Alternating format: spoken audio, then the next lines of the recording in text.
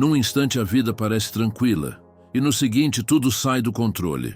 O celular não para de vibrar, alguém grita com você na rua, o trabalho exige mais do que você consegue dar. E de repente parece que você perde o controle. A ansiedade, o medo, a raiva tomam conta. Como se sua própria mente se virasse contra você.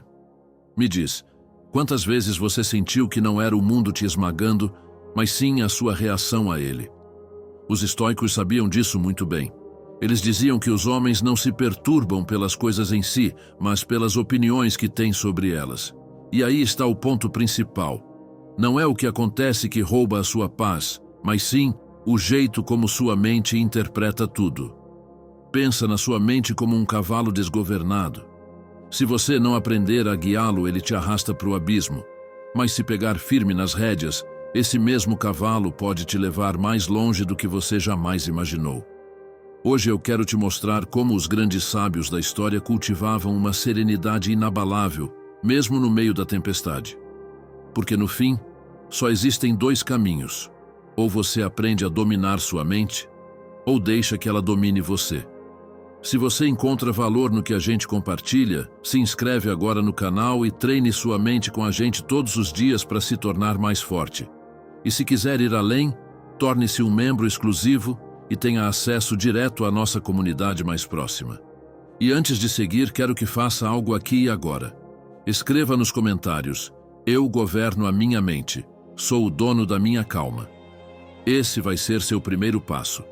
Uma declaração pública de que sua mente não manda mais em você. Agora é você quem assume as rédeas. Vamos começar. 1. A calma é sua arma secreta. Imagina um incêndio no meio da cidade. A fumaça se espalha rápido, as sirenes gritam como um eco desesperado, e as pessoas correm sem direção, se empurrando, se atropelando. É um cenário de puro caos. Alguns gritam, outros empurram. Muitos agem como se o instinto mais primitivo tivesse assumido o controle. O pânico se espalha como o próprio fogo. E mesmo assim, no meio da confusão, aparece alguém que não corre, não empurra, não grita. Caminha com passos firmes, respira fundo, mantém o foco no que precisa fazer. Essa pessoa não ignora o perigo, mas tomou uma decisão. Não vai entregar sua calma à tempestade. E, curiosamente, sua presença começa a organizar o descontrole. Os outros olham e se contagiam com aquela serenidade. Na vida real é a mesma coisa. O mundo vendeu pra gente a ideia de que quem fala mais alto, quem ataca primeiro, quem reage com mais força, é quem tem razão ou poder. Mas o que acontece quando a gente entende que a verdadeira força não está na reação impulsiva, mas sim na calma que sabe esperar o momento certo? Sêneca escreveu: o maior poder do homem é dominar a si mesmo. E aí está a raiz de tudo. Calma não é passividade nem falta de personalidade. Muito pelo contrário. É disciplina mental, é domínio interior.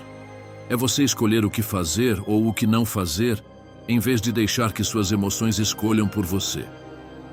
Pensa num cirurgião durante uma operação complicada. O monitor apita em alerta, um assistente entra em pânico, a tensão toma conta da sala. Quem realmente lidera nesse momento? Não é quem grita, nem quem mostra mais nervosismo. É quem mantém a calma. A voz baixa e firme orienta. As mãos seguras fazem o que precisa ser feito. Aquela calma salva vidas. Agora traz isso para o seu dia a dia. Talvez você não esteja numa sala de cirurgia, mas enfrenta cenas que te testam o tempo todo. O chefe que te pressiona com prazos impossíveis, o parceiro que chega cheio de problemas querendo briga, o motorista que corta seu caminho de forma perigosa. Nessas horas a calma é sua melhor arma, porque quem responde com calma não é quem ignora o que está acontecendo, é quem se recusa a entregar sua paz ao caos.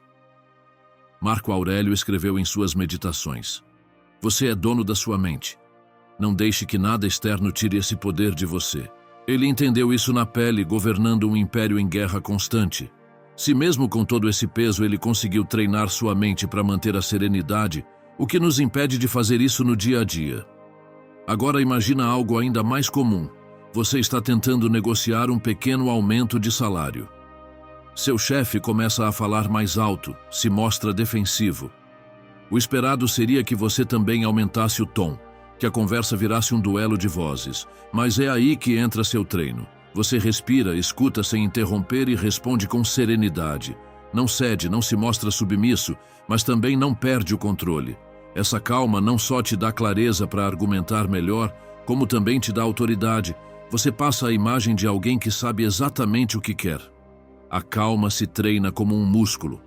Toda vez que você resiste à tentação de reagir na hora, fortalece esse domínio. Toda vez que escolhe respirar antes de responder, ensina à sua mente quem está no comando. A serenidade, por mais etérea que pareça, é construída com ações concretas e repetidas. Amigo, nas conversas mais tensas, às vezes um breve silêncio diz mais do que uma frase inteira.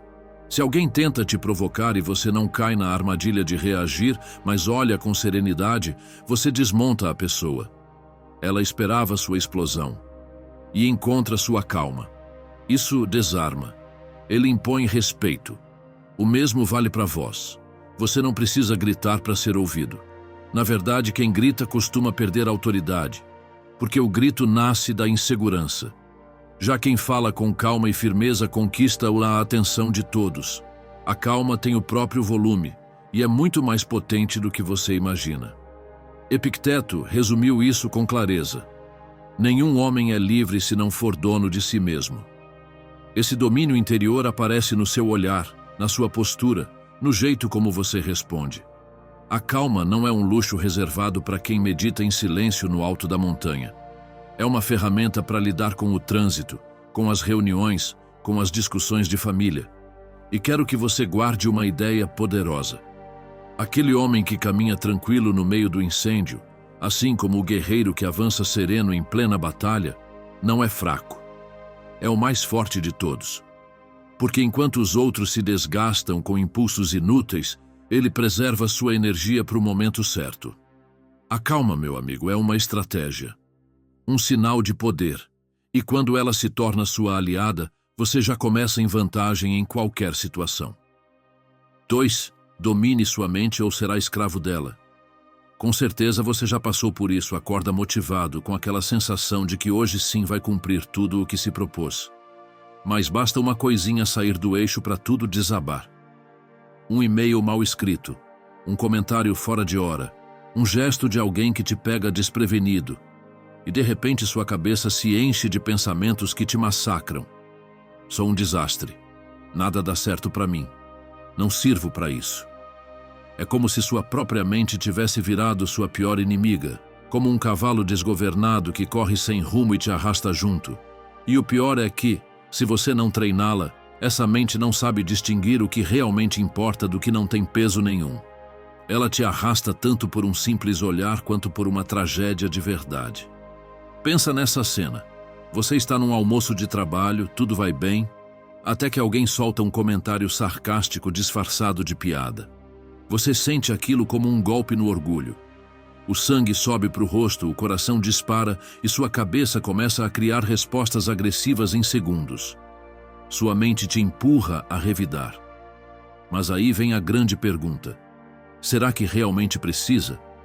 Ou é só seu ego querendo revanche? Os estoicos já tinham decifrado isso. Epicteto dizia com clareza: os homens não se perturbam pelas coisas, mas pela visão que têm delas. O problema não é o que alguém disse, mas o que você decide que aquilo significa. A mesma frase pode te derrubar por horas, ou escorregar sem causar nenhum dano. Tudo depende da interpretação que você escolhe. Imagina que alguém te diga em público: você podia ter feito melhor. Sua mente pode transformar isso num julgamento cruel. Sou incompetente, todo mundo percebeu. E aí você começa a repassar cada erro dos últimos meses, se punindo sem parar. Mas também pode enxergar de outro jeito, como uma observação neutra, até como um conselho para melhorar. A frase é a mesma, mas a reação muda todo o seu mundo interior. A ciência confirma o que os estoicos já intuíram. O cérebro primitivo, comandado pela amígdala, reage em milissegundos a qualquer coisa que pareça uma ameaça. O problema é que essa parte do cérebro não distingue entre um leão te espreitando na savana e um comentário infeliz no escritório.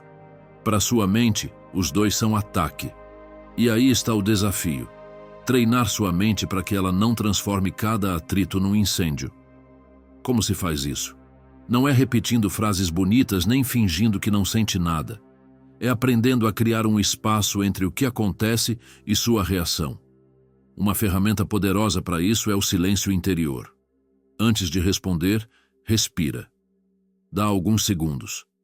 Esse pequeno espaço é o suficiente para que a razão assuma o controle, e não a emoção. Outra forma é mudar a narrativa. Se alguém te desrespeita, sua mente pode gritar: responda, você não pode deixar barato. Mas você pode contar outra história: não vou entregar minha paz por algo tão pequeno. Não é ser ingênuo. É poupar sua energia para as batalhas que realmente valem a pena. Tem um exercício estoico que ajuda bastante: se olhar de fora como se você fosse um espectador assistindo a um filme. Imagina a cena: você sentado, alguém dizendo algo absurdo e a câmera focando seu rosto. Pergunte a si mesmo: como o personagem mais sábio da história reagiria? Se irritaria por algo tão pequeno? Ou manteria a calma mostrando que está acima daquele jogo? E pensa nisso: se você não domina sua mente, alguém vai dominar por você. Pode ser seu chefe, seu parceiro, um desconhecido no trânsito ou até um comentário aleatório nas redes sociais. E o mais doloroso é que esse alguém nem precisa fazer esforço. Basta apertar o botão certo para você explodir. Mas quando você treina sua mente, tudo muda. Você percebe que ninguém tem tanto poder sobre você quanto você mesmo. Que a calma não é passividade. É a forma mais alta de liberdade. É a prova de que você não é mais escravo dos próprios impulsos. Sêneca foi direto: quem é valente é livre. E a valentia que ele fala não é gritar mais alto, é dominar o que acontece por dentro. Essa liberdade te dá o poder de escolher se vai gastar energia com o que acontece fora ou se vai guardar para aquilo que realmente importa.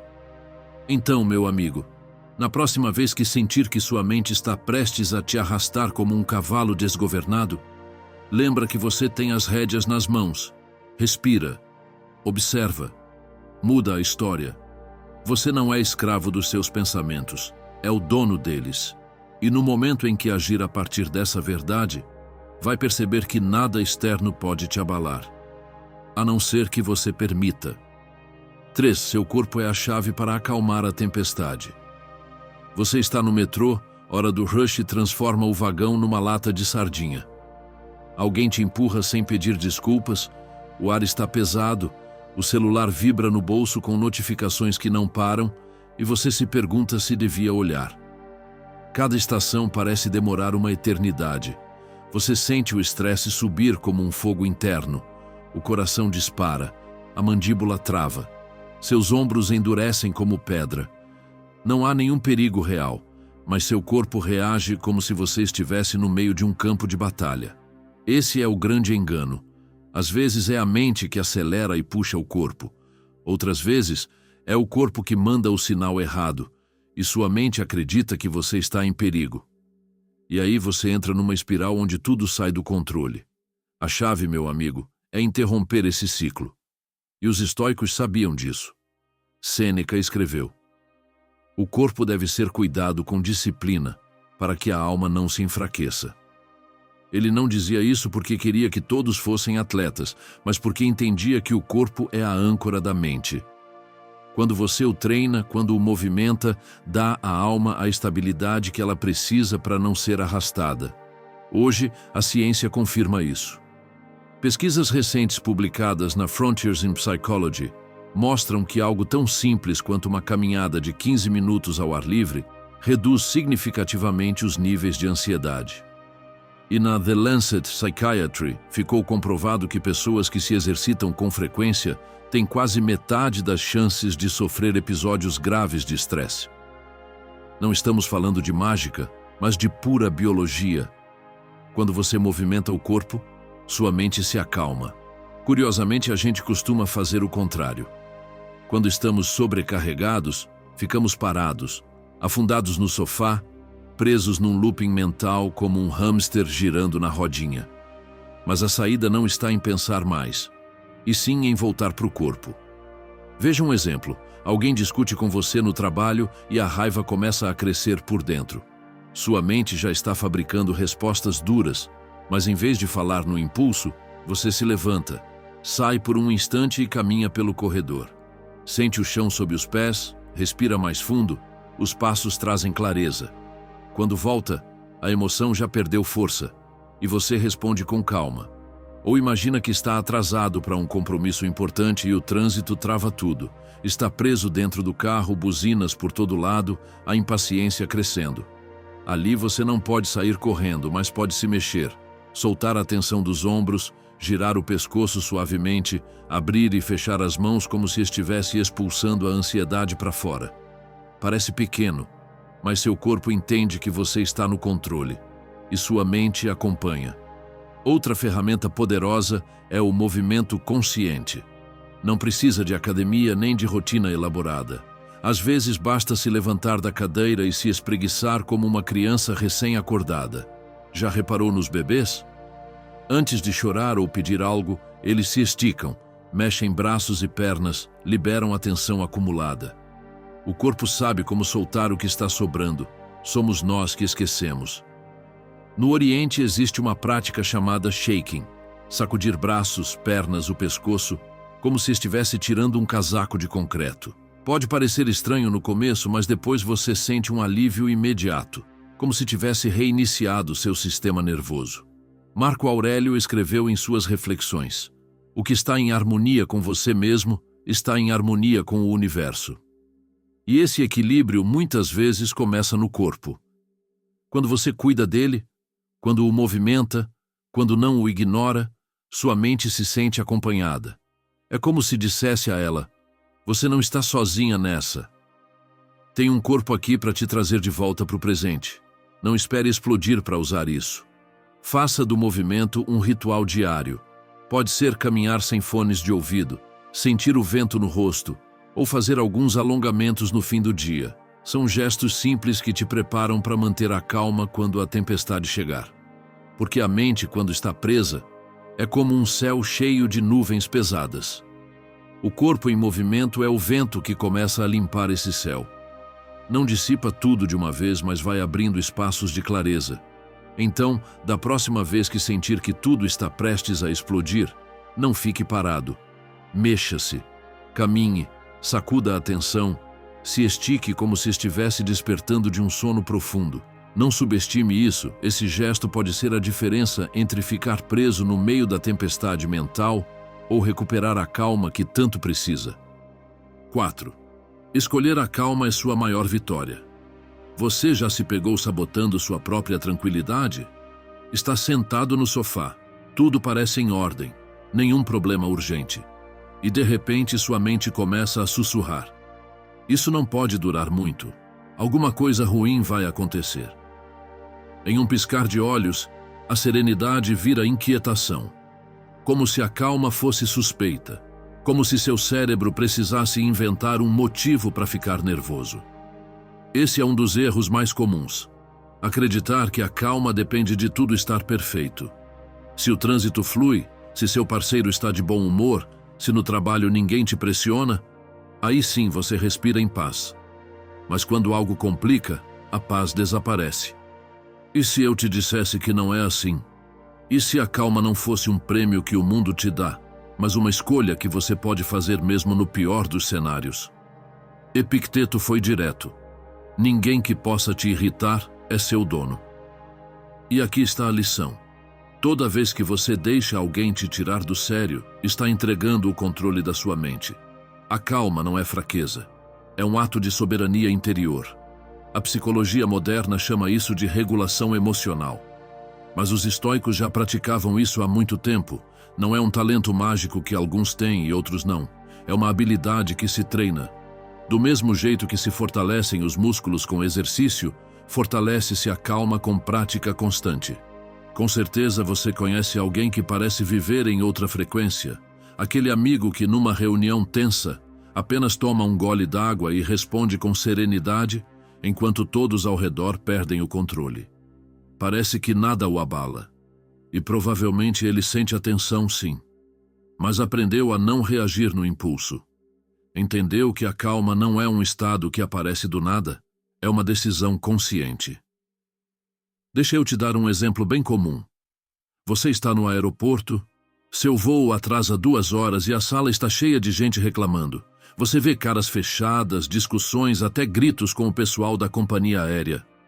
Você também sente o incômodo, é claro, mas aí tem 2 caminhos: entrar no coro das queixas ou usar esse tempo para ler, ouvir uma música ou simplesmente observar. O atraso é o mesmo, mas sua experiência muda completamente dependendo da escolha que fizer. Outro exemplo: você discute com seu parceiro e no auge da tensão, alguém diz algo doloroso. O impulso seria responder na hora, devolver na mesma moeda. Mas se você escolhe ficar em silêncio por alguns segundos, respirar e depois falar com calma, muda o tom de toda a conversa. Esse breve silêncio vale mais do que qualquer palavra dita no calor do momento. Os estoicos tinham algo parecido com o que hoje a gente chamaria de plano emocional. Eles antecipavam as dificuldades e se preparavam mentalmente para não perder a calma quando elas chegassem. Você também pode fazer isso. Pode decidir com antecedência. Se alguém me provocar, vou respirar e responder com serenidade. Isso não apaga o problema, mas te dá uma base firme quando o conflito aparece. Você também pode criar seu refúgio pessoal de calma. Não precisa ser um templo com velas e silêncio absoluto. Pode ser um canto da casa com um livro que te acalma, uma música que te traz lembranças boas, ou uma caminhada curta ao ar livre para oxigenar a mente. Esse refúgio não está longe de você. Ele está ali, pronto para ser usado sempre que o mundo apertar.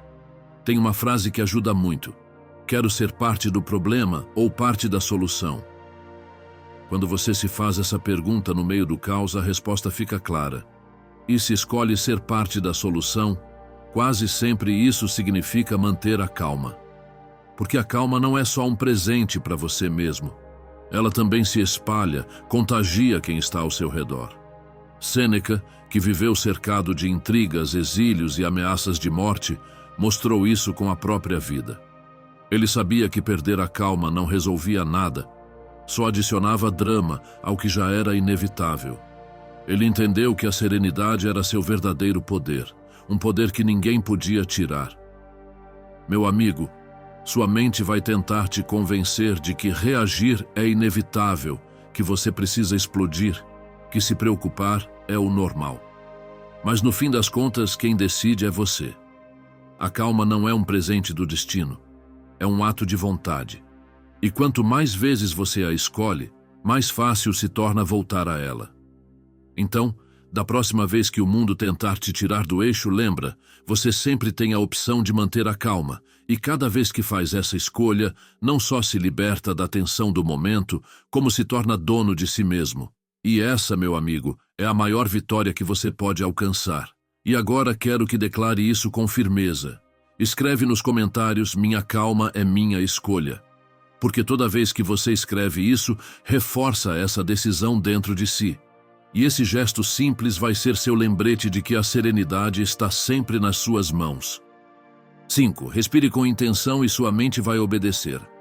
Você faz isso milhares de vezes por dia sem nem perceber. Inspirar, expirar.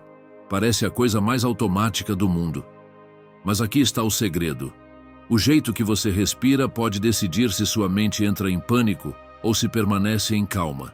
E o curioso é que quase ninguém presta atenção a algo tão básico. Repara no que acontece quando você está nervoso. Sua respiração fica rápida, curta, superficial.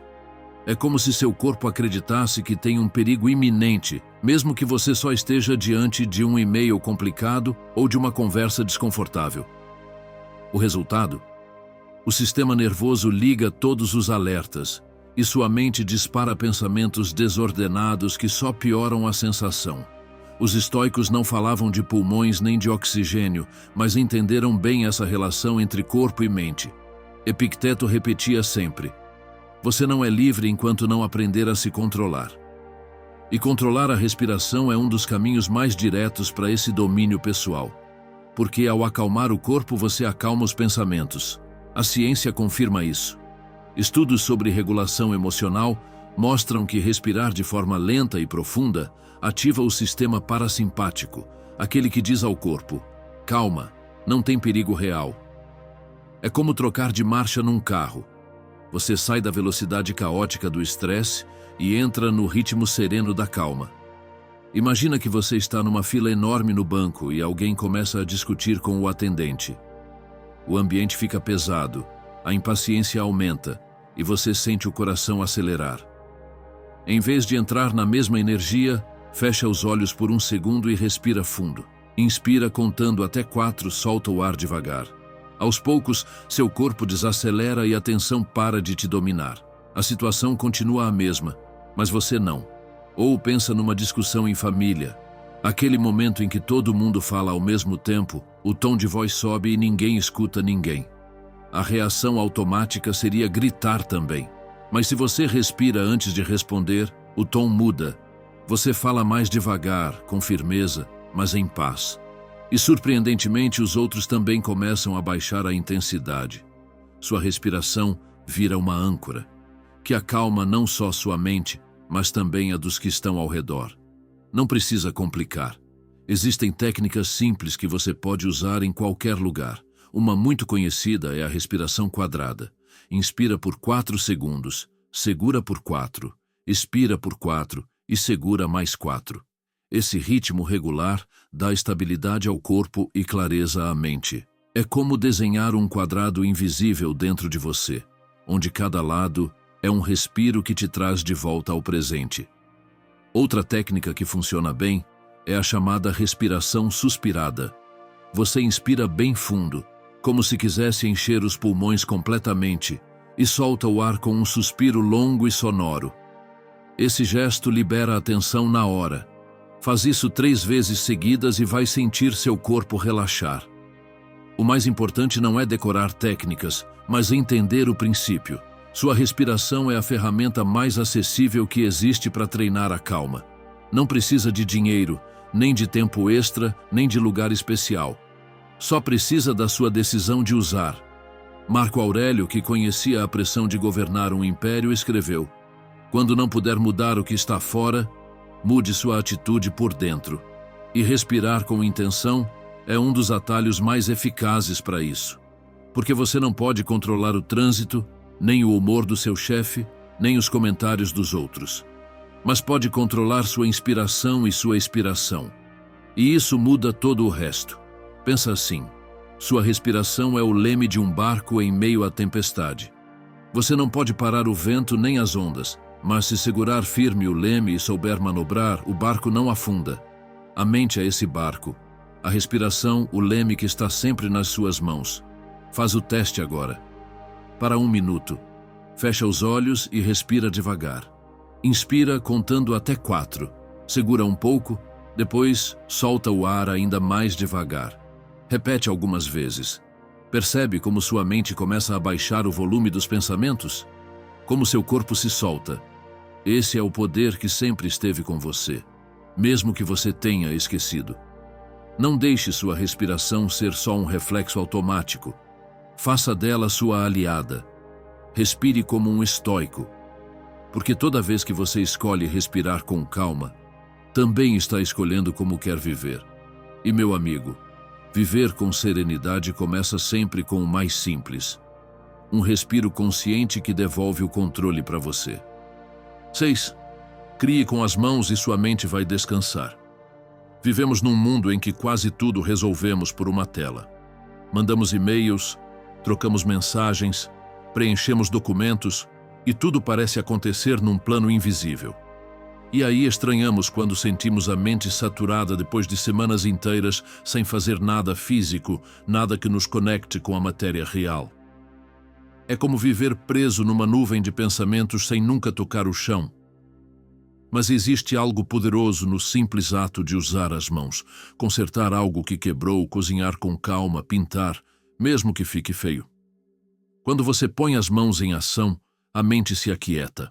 É como se, de repente, o barulho interno encontrasse uma saída. Os estoicos entendiam isso à sua maneira. Epicteto dizia: não explique sua filosofia. Viva-a. E viver, muitas vezes, não é ler mais ou pensar mais. É fazer. É sair da preocupação e ir para a ação. É deixar a teoria e entrar em contato com a realidade. Porque se você ficar girando dentro da própria cabeça, tudo o que faz é cavar um buraco cada vez mais fundo. O curioso é que a ciência moderna chegou à mesma conclusão. Mihaly Csikszentmihalyi, o psicólogo que estudou o famoso estado de fluxo, descobriu que atividades manuais simples, cozinhar, tricotar, escrever à mão, favorecem esse estado de concentração profunda. Aquele momento em que o tempo desaparece, a mente para de girar e só existe o que você está fazendo. Pensa nisso. Quando você está assando um pão, suas mãos mexem a massa, você sente a farinha, percebe a mudança da textura. Durante esses minutos, sua mente não está preocupada com o futuro, nem revendo erros do passado. Ela está aqui, no presente. Isso, meu amigo, é um alívio para a ansiedade. Vou te contar minha história. Anos atrás eu trabalhava cercado por números, relatórios e telas. Chegava em casa com a cabeça prestes a explodir. Até que um dia comecei a dedicar 20 minutos ao cuidado das minhas plantas. Trocar de vaso, regar, limpar as folhas, nada complicado. Mas aqueles minutos viraram meu refúgio. Quando eu tocava a terra, minha mente desacelerava, se desconectava do mundo. E o melhor, quando terminava não eram só as plantas que pareciam mais vivas. Eu também me sentia mais inteiro. Durante a Segunda Guerra Mundial, muitos soldados usavam o tempo livre para trabalhos manuais, entalhavam madeira, consertavam utensílios, até bordavam. Em meio ao medo constante, essas atividades eram uma tábua de salvação emocional. Não era só passatempo, era uma forma de recuperar um pouco de controle num ambiente onde tudo parecia fora do lugar. Estudos posteriores mostraram que esses soldados tinham menos sintomas de ansiedade. E esse exemplo serve para nós também. O que aconteceria se, em vez de terminar o dia afundado na televisão, você usasse um tempinho para cozinhar sem encostar no celular? Cortar os legumes, sentir o cheiro dos temperos, escutar o som do óleo quente na panela. Sua atenção se foca em algo concreto, e sua mente, sem perceber, descansa. Marco Aurélio, entre campanhas militares e crises políticas, escreveu: "A perfeição do caráter se alcança quando você vive cada dia como se fosse o último, sem agitação, sem apatia, sem pretensão." E uma das formas de viver assim é não deixar a mente se perder em preocupações abstratas, mas trazê-la para o presente por meio do que você faz com as mãos. Você não precisa ter talento artístico, nem ser bom em marcenaria. O valor está no gesto, não no resultado. Rabisque num papel, mesmo que fique feio. Modele massinha, como quando era criança. Escreva uma carta à mão, mesmo que seja para você mesmo. O que parece brincadeira tem efeito real. Baixa o volume do ruído mental e te traz de volta para o agora. E se quiser experimentar algo simples, pense em dobrar roupa. Sim, parece banal. Mas quando você faz isso com atenção, sentindo os tecidos, organizando devagar, está criando um espaço de calma. O mesmo vale para lavar louça, lixar uma madeira ou passar um café no coador. Pequenos gestos que devolvem grandeza à sua mente. Porque no fim das contas, o problema não é que a vida tenha tensões demais. É que a gente passa tempo demais preso em pensamentos sem saída. Suas mãos são a chave que abre essa porta e deixa a mente respirar. Então, da próxima vez que o caos mental ameaçar te dominar, não corra para mais uma tela em busca de distração. Faça algo físico, mesmo que pareça insignificante. Use suas mãos. Crie, conserte, pinte, cozinhe, escreva. E você vai redescobrir algo que talvez tenha esquecido. Que a calma nem sempre aparece quando você pensa mais forte, mas sim quando volta a tocar a vida com os dedos. 7. Não entregue seu poder à ira. Imagina que você está jogando uma partida de xadrez, está na frente, pensou com calma em cada jogada e de repente seu adversário faz um gesto debochado, move uma peça e te provoca com um sorriso. Ele ainda não ganhou nada, mas você sente o sangue ferver. Em vez de seguir sua estratégia, você avança de qualquer jeito, querendo esmagar logo. O resultado? perde a concentração, cai na armadilha e entrega o jogo. Você não perdeu por falta de inteligência, mas porque a raiva assumiu o controle. Na vida funciona do mesmo jeito. Num segundo você é dono de si, no seguinte a raiva toma conta.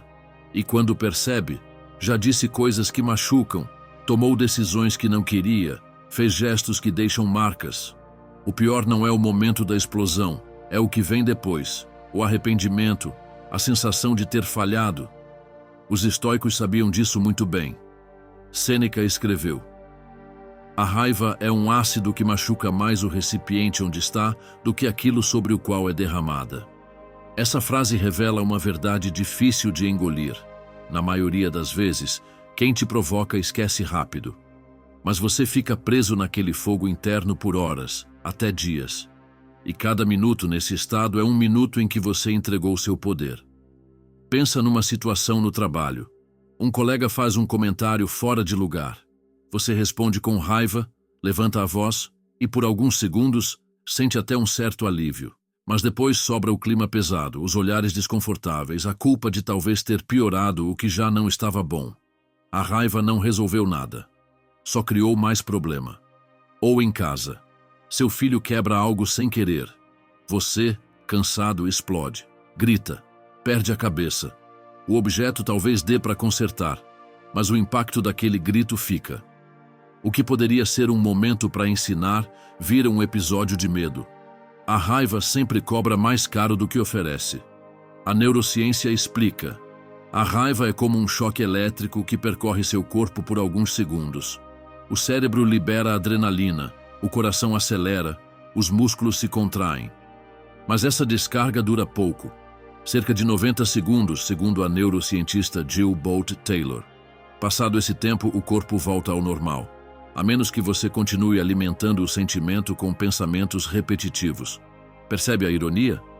A raiva dura um minuto, mas a gente prolonga por horas ou dias porque não solta. Como escapar dessa armadilha? Uma forma simples é se tornar observador.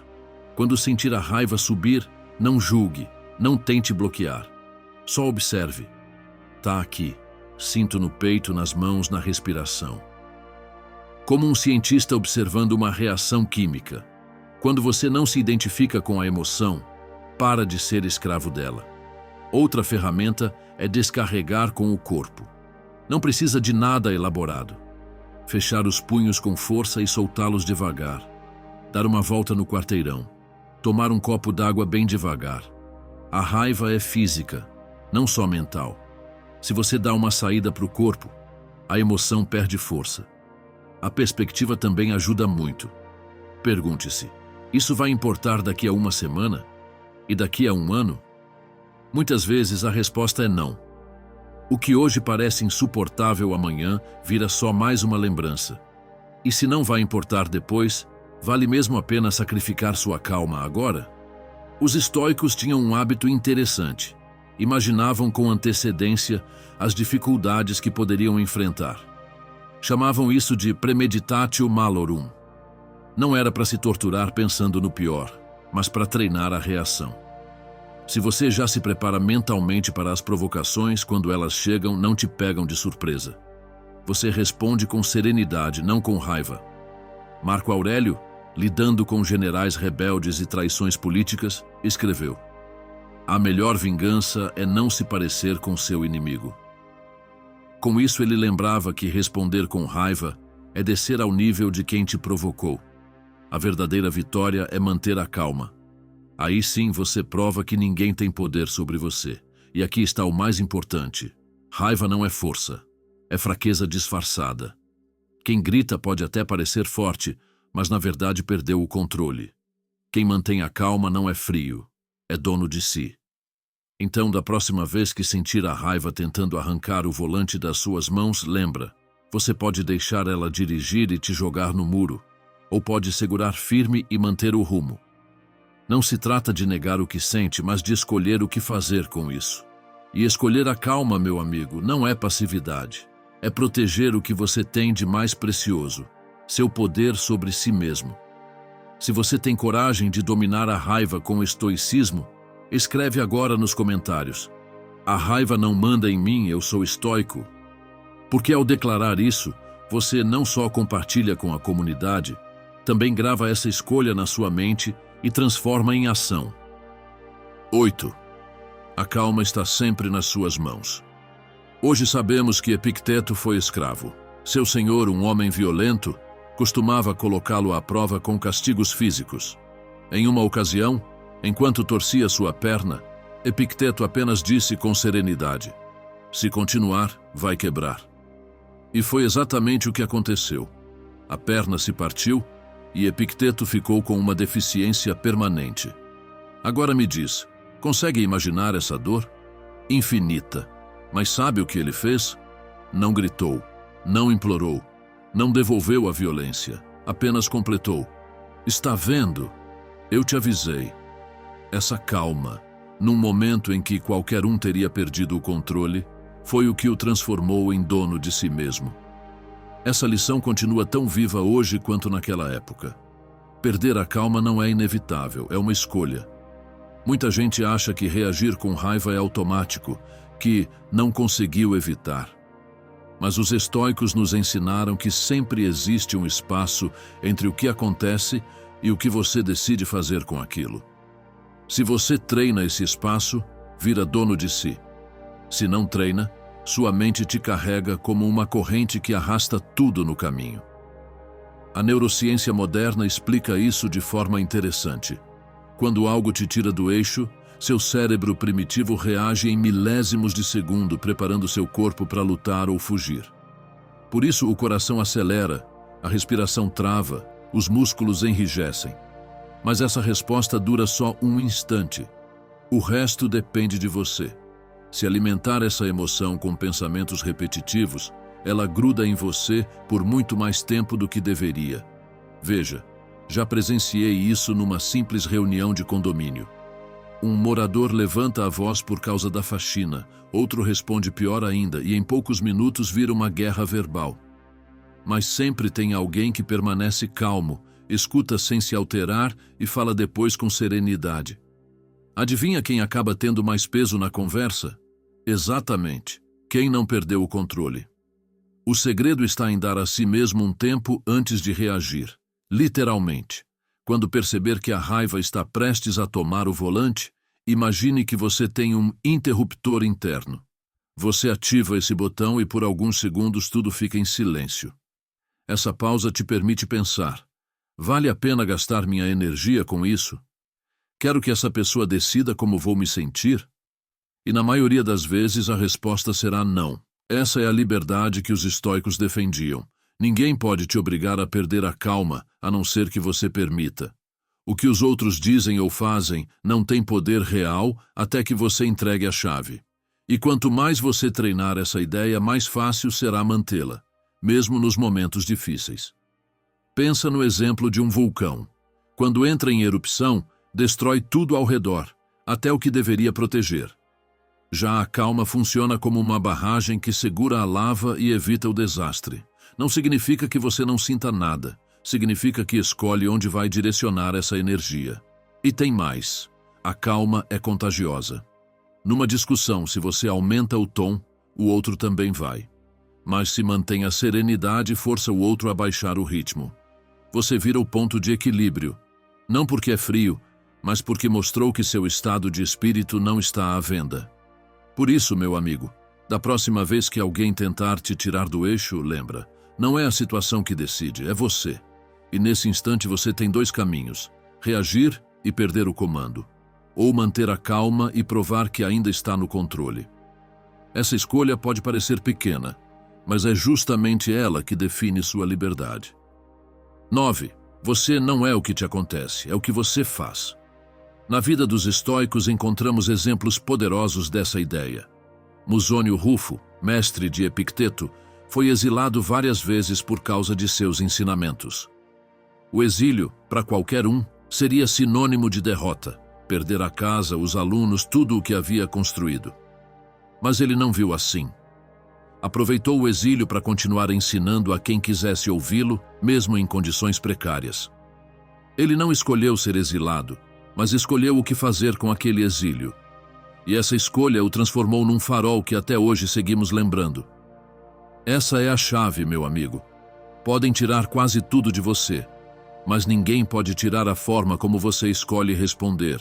Porque vou te dizer sem rodeios, você pode ser traído, demitido, enganado ou até humilhado. E sim, tudo isso dói. Mas o que realmente vai determinar sua vida não é o golpe em si, é o que você faz depois dele. Deixa eu te contar outra história inspiradora.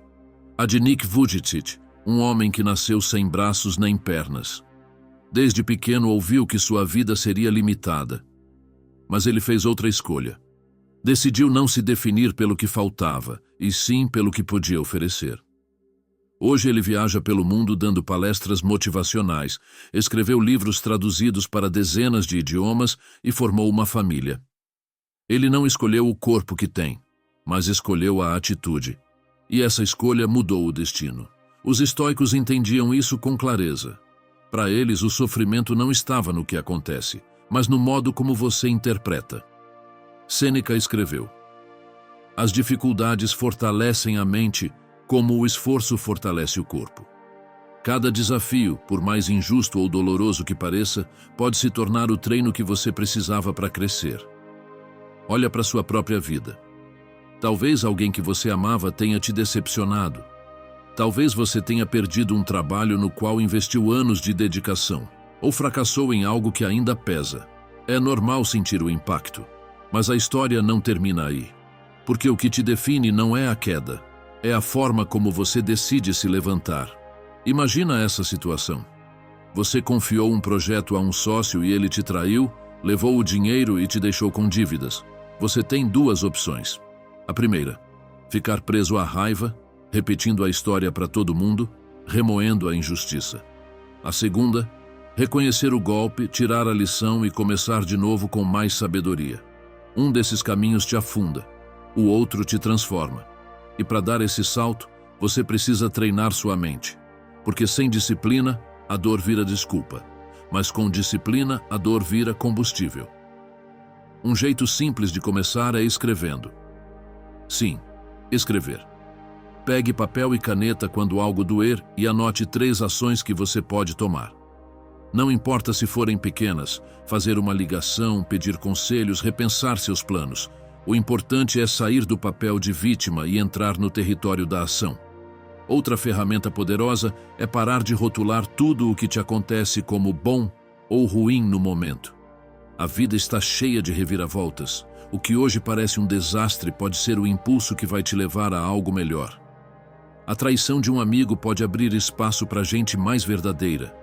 A perda de um emprego pode ser a chance que você precisava para seguir o que ama de verdade. Pensa comigo, se fôssemos definidos apenas pelo que acontece com a gente, todos seríamos o reflexo das nossas tragédias.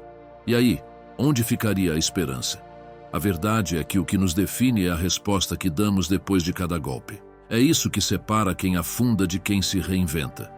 Você não é a traição que sofreu, não é a perda que atravessou, nem o erro que cometeu.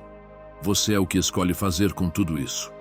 É a ação que decide tomar depois da tempestade. E aqui está o maior ensinamento estoico. A liberdade começa na mente. Quando você escolhe sua resposta, recupera seu poder. Essa é a diferença entre viver como escravo das circunstâncias ou como dono do próprio destino. Então me diz, amigo, que história você vai escrever com o que tem hoje? Porque a cada dia em que você escolhe a ação em vez da queixa, está construindo um novo capítulo. E toda vez que escolhe a calma em vez da raiva, está fortalecendo a raiz do seu caráter. No fim das contas, você não é o que te acontece. É o que você faz com o que te acontece. E quando treina sua mente para lembrar disso, descobre que nada, absolutamente nada, tem o poder de te definir sem a sua permissão. Número 10. A vida joga sujo, jogue melhor você. A vida não é justa, e não digo isso como uma frase pessimista. É só um fato. Você pode dar o seu melhor e ainda assim ver outra pessoa, menos preparada, receber os méritos. Pode trabalhar por anos com honestidade e mesmo assim ser deixado de lado por intrigas ou favoritismos. Pode esperar que a vida te recompense pelo esforço, e descobrir que o prêmio vai para outro. Se sua paz depender da ideia de que o mundo será justo, você está condenado à frustração. Mas se treinar sua mente para se manter firme, mesmo quando tudo parecer injusto, é aí que começa a verdadeira vitória. Os estoicos conheciam bem a injustiça. Não falavam só da teoria, falavam da experiência. Sêneca, por exemplo, foi exilado na Córcega por um suposto adultério que provavelmente nunca cometeu. De um dia para o outro, deixou de ser conselheiro da corte para viver isolado, longe de Roma, do trabalho, da família. Imagina a dor dessa virada, a humilhação pública, a distância dos seus, o vazio de ser afastado por uma decisão política. E mesmo assim, o que fez Sêneca no exílio? Escreveu cartas consolando a própria mãe. Ele não falou da própria dor, mas de como ela deveria se manter forte. Lembrou a ela que o que acontece não depende de nós, mas a forma como reagimos, sim. Que mesmo diante da pior injustiça, ainda resta um espaço de liberdade interior que ninguém pode tirar. Aí está a grandeza estoica. Sêneca tinha todo o direito de se amargar, de odiar quem o condenou, de se revoltar com o destino. Mas escolheu o oposto. Transformar a dor em ensinamento. Entendeu que a vida podia tirar Roma, os títulos, a companhia da família, mas não podia tirar a maneira como ele escolhia responder. Essa lição continua viva hoje. Porque o que a gente faz quando se sente tratado com injustiça? O mais comum é cair na queixa, repetir sem parar o que nos fizeram, se comparar com quem se deu melhor, alimentar a raiva, e nada disso muda a situação. A única coisa que muda é que perdemos nossa paz. Imagina alguém que perde uma promoção por puro favoritismo. Se ele ficar remoendo, isso não é justo, isso não é justo. Cada dia no trabalho vira um inferno. Mas se ele aceita o que aconteceu e usa essa energia para melhorar, buscar novas oportunidades ou até criar o próprio caminho, então transforma a injustiça em trampolim. Sêneca entendia isso. Em suas cartas falava de como os golpes que parecem insuportáveis podem se tornar treino para a alma.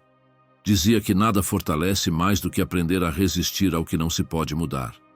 E que até a dor pode virar mestre. Pensa bem.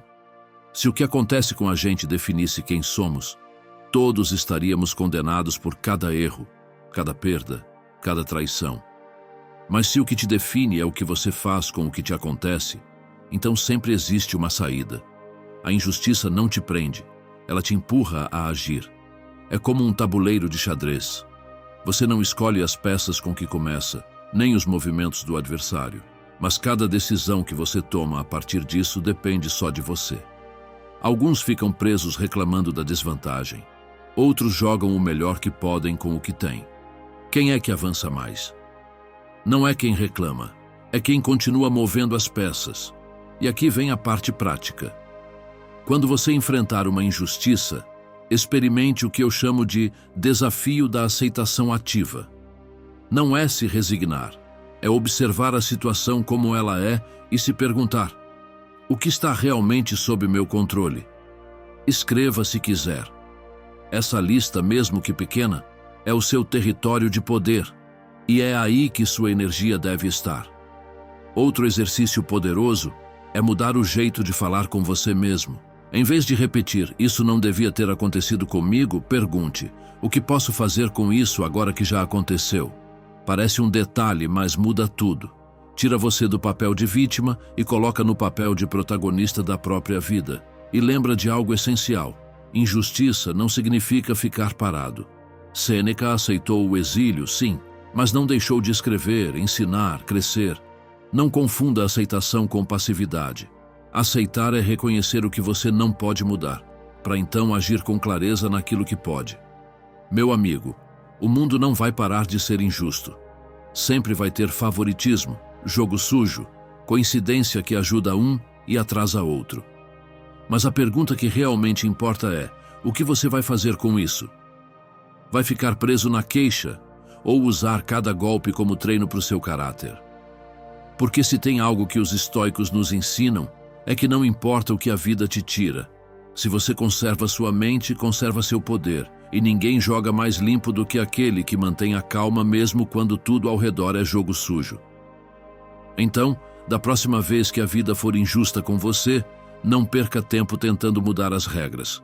Pegue as cartas que tem na mão, jogue o melhor que puder e prove que seu valor não depende da justiça do mundo, mas da força da sua resposta. Escreve aí nos comentários: a injustiça me torna mais forte. Porque ao declarar isso, você transforma essa frase no seu escudo, um lembrete de que o mundo pode bater forte. Mas só você decide como vai responder. 11. Não se perca no que já passou nem no que ainda não chegou. Conta a história que Marco Aurélio, em meio à rotina imperial, costumava escrever ao amanhecer para se lembrar de algo que pode parecer óbvio, mas que quase todos esquecemos. O homem vive apenas no presente. Por que ele repetia isso tanto? Porque até ele, com toda a sua disciplina, corria o risco de ficar preso no que já passou ou no que ainda nem aconteceu. E se até um imperador achava difícil permanecer no aqui e agora, imagina nós, cercados de distrações, telas e pensamentos que não param nunca. Ficar preso ao passado ou viver antecipando o futuro é como tentar se alimentar de ar.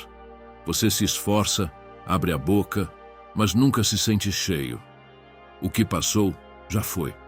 O que vem, ainda não chegou. Tudo o que você tem é este instante, que muitas vezes desperdiça porque sua cabeça está em qualquer lugar, menos aqui. Pensa no seu dia a dia. Você está à mesa com a família, mas sua mente está repassando uma conversa desconfortável do trabalho. Ou está indo para um encontro importante e sua cabeça não para de inventar cenários de fracasso. O resultado? Você não aproveita o que tem, não resolve o que pode e ainda carrega uma ansiedade que nem pertence ao agora. A psicologia moderna é clara: ruminação, ficar preso ao passado, e antecipação catastrófica, imaginar o pior do futuro, são duas das maiores causas de ansiedade e depressão. Mas os estoicos já sabiam disso há séculos. Você não pode mudar o que já aconteceu, nem controlar o que ainda não chegou. O único lugar onde você tem poder é no presente. Imagina outra cena. Um músico no meio de um concerto, ele erra uma nota. Tem duas opções: ficar preso naquele erro e estragar o resto da apresentação, ou seguir em frente com foco no que vem. Quem será mais admirado? Quem sairá mais forte? A resposta é simples: o que escolheu continuar presente. Nós fazemos o mesmo todos os dias. Tropeçamos num erro e decidimos se vamos parar ali, ou continuar tocando nossa própria melodia. O problema é que muitas vezes a gente nem percebe que a mente foi embora. Só sente a tristeza, a ansiedade, o incômodo, sem saber de onde vieram. Por isso precisamos de lembretes concretos. Os estoicos usavam frases curtas, máximas que repetiam para trazer a mente de volta. Você pode fazer algo parecido, usar um objeto como âncora, uma pulseira, uma moeda no bolso, qualquer coisa que possa tocar e pensar: estou aqui, isso é o que importa agora. Outra prática útil é o que eu chamo de minuto de verdade. Reserve 60 segundos para estar totalmente presente, sem celular, sem distrações. Ouça os sons ao redor, sinta sua respiração, perceba a textura do que está tocando. É um reset rápido, como limpar uma tela embaçada para enxergar de novo com clareza.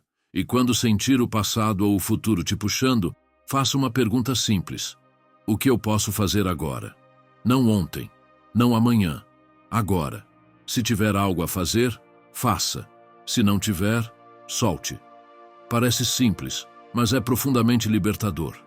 Os estoicos não eram frios nem indiferentes, eram práticos. Marco Aurélio não podia desfazer os erros dos generais, mas podia decidir que ordens dar naquele dia. Sêneca não podia apagar seu exílio, mas podia escrever cartas que até hoje nos inspiram. Epicteto não podia deixar de ser escravo, mas podia treinar a mente para não ser escravo em espírito. Eles entenderam: o que importa não é a tempestade ao redor, mas como você escolhe navegar por ela agora. E veja, a vida moderna não é tão diferente. Talvez você não governe um império nem esteja exilado, mas tem e-mails acumulados, contas para pagar, discussões em casa e medos sobre o que vem por aí. O treino é o mesmo: soltar o que não depende de você e voltar para o único lugar onde pode agir: o agora. Meu amigo, Não deixe sua mente te arrastar como uma pipa solta entre lembranças e suposições. Solte a corda do passado, pare de antecipar cada sombra do futuro e firme os pés no chão do presente, porque só aqui você pode escolher, agir e encontrar calma. Lembre-se disso, sua vida não está nos "e se tivesse", nem nos "e se um dia".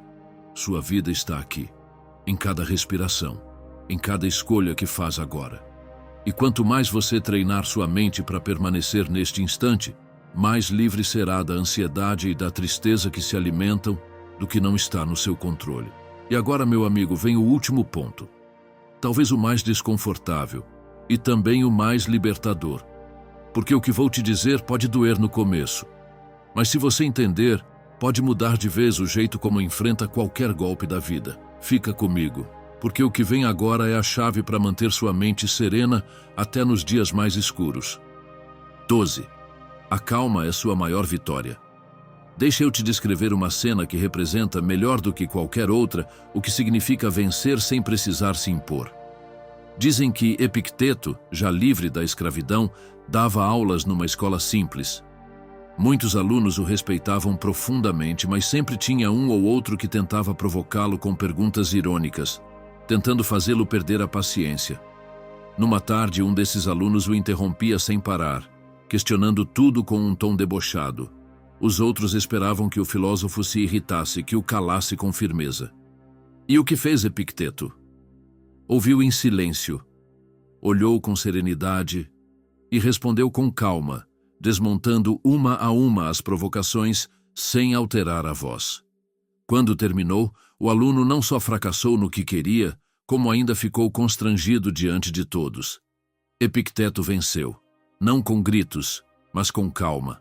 Esse é o verdadeiro poder, manter a serenidade quando todos esperam a sua explosão, porque qualquer um pode reagir, poucos sabem se dominar. E aqui está uma verdade desconfortável. Você não tem controle sobre tudo o que acontece ao seu redor. Vão te provocar, vão te decepcionar, vão te testar com situações injustas. Mas uma coisa você sempre pode controlar: como responde. E essa resposta define se você se sente uma vítima ou alguém invencível. A calma não é passividade, não é cruzar os braços, é agir com clareza, com firmeza, com estratégia. É como um arqueiro que espera o momento certo para soltar a flecha. Não se deixa levar pela pressa, porque sabe que a precisão vale mais do que a velocidade. Pensa na sua vida cotidiana.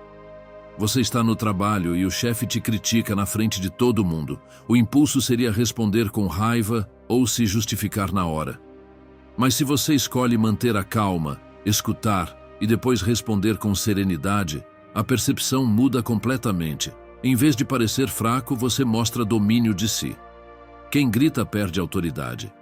Quem fala com calma ganha respeito. Ou em casa. Discutir com seu parceiro ou com seus filhos pode virar um campo de guerra se você deixar a raiva falar por você. Mas se decide respirar, falar num tom tranquilo, mesmo com a tempestade por dentro, a conversa muda de rumo. Você não só resolve melhor, como dá exemplo de força emocional. Os estoicos repetiam sempre: a verdadeira vitória é sobre si mesmo. Sêneca dizia: ninguém é mais infeliz do que aquele que nunca enfrentou a adversidade, porque nunca teve chance de provar quem realmente é. E em cada uma dessas provas, a calma é sua melhor ferramenta. A psicologia moderna confirma. Estudos sobre liderança mostram que as pessoas mais influentes não são as que falam mais alto, mas as que transmitem serenidade sob pressão, porque essa calma gera confiança. E nos momentos de crise todos procuram quem consegue manter a cabeça no lugar. Mas como se treina essa calma? Não basta querer. É preciso praticar todos os dias nas pequenas coisas. Quando estiver no trânsito, em vez de se irritar, respire e lembre que sua raiva não vai fazer os carros sumirem. Quando um plano atrasar, em vez de se desesperar, aproveite para observar, refletir ou simplesmente descansar. Cada situação é um treino. Cada repetição fortalece o músculo da serenidade. A calma é como um farol no meio da tempestade. O farol não impede as ondas, nem muda o vento, mas permanece firme, iluminando o caminho. Você pode ser esse farol. Primeiro para si mesmo, depois para os outros. Meu amigo, nunca se esqueça, gritar, perder o controle, explodir de raiva. Isso qualquer um faz. O difícil, o extraordinário, o que realmente mostra sua grandeza, é manter a calma quando tudo tenta te tirar do eixo. Essa é sua maior vitória, porque ninguém pode tirá-la de você sem a sua permissão. Então, da próxima vez que a tempestade quiser te arrastar, faça como Epicteto. Respire. Fique em silêncio por um instante e lembre que sua calma é o seu poder. Não importa o que aconteça do lado de fora. Se você mantiver o controle por dentro, você já venceu. Amigo, você já sabe, a calma não é um evento único, é um caminho. Toda vez que você escolhe não reagir com raiva, não se deixar levar pelo medo e não se afundar no caos interior, está conquistando um pouco mais de liberdade. Calma não significa que a vida vai parar de te testar. Significa que você já não é mais escravo dessas provações.